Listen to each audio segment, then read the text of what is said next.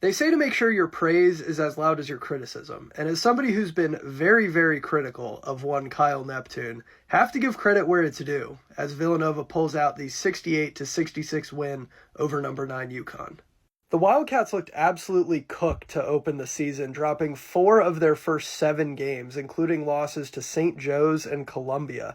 But to Neptune's credit, they've seemingly turned it around. Over their last 9 games, Villanova is 8-1, including wins over Cincinnati and this one, a big resume booster over UConn. The Wildcats are right back in the tournament picture.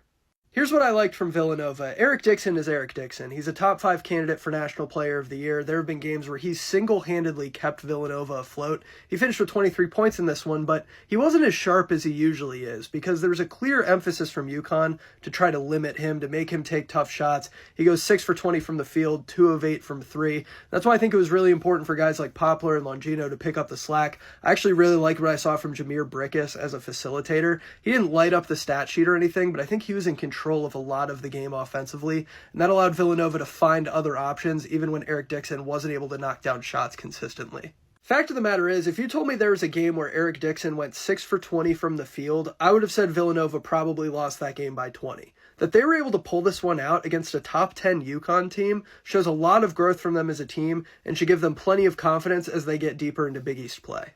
On the UConn side, I thought Solomon Ball and Hassan Diarra turned in respectable performances. I've been specifically impressed by the growth I've seen from Solomon Ball over the course of the season, but neither of those guys are ceiling raisers to me. And when you're without a true ceiling raiser like a Liam McNeely, it's tough to ask your non-ceiling raisers to play well consistently, especially when you're on the road.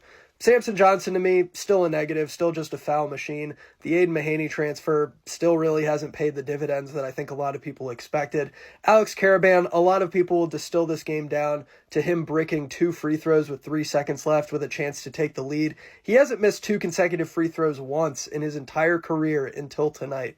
Really tough way to lose the game for UConn, but it is the Huskies' first non-Maui invitational loss. I think moving forward they'll be a lot sharper, and when they get McNeely back, I think we can expect them to be a lot better.